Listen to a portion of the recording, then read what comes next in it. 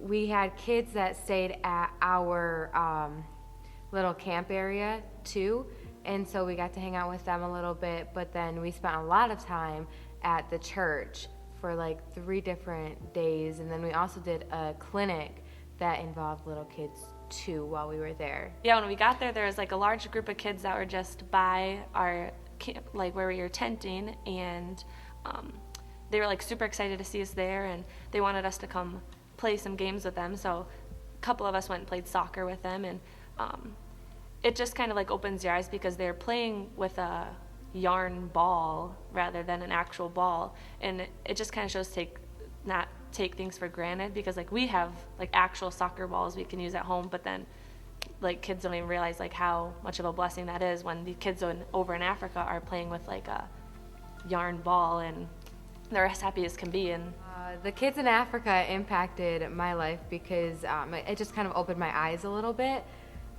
just to see that I'm really taking the most simple things for granted, where like even though we were just camping in tents without any padding to sleep on, they were sleeping in huts that when it rained they couldn't sleep because it would rain in the hut, and they were still happy and smiling the next day, whereas we were like, whoa, like we got blasted with sand and rain last night. But like, yeah, so they just were always happy no matter what, and that kind of opened my eyes to stop taking so much for granted. Being around the kids over there really impacted my life, because it just kind of shows you to act more like a child, because they're so like carefree and just enjoy all the stuff around them and not so worried about what their friends are thinking of them, because like half of them wear the same clothes for like a whole week, when over here like we change our clothes probably twice a day sometimes, you know. And so it just kind of impacted me to be like not care so much like about what other people think of me, and just that just to be like a kid. The kids over there don't like expect anything from us, and that's how it should be here. Is like we shouldn't expect anything from anybody but accept their time and presence, and in reality that's all that God wants from us too, is to just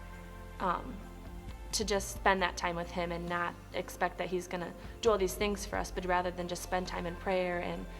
reading the Bible, because that's all God wants from us, and set aside that time to spend with him and get to know him more, and through that we can be better people and then spread his gospel more. One truth that God revealed to me is to not be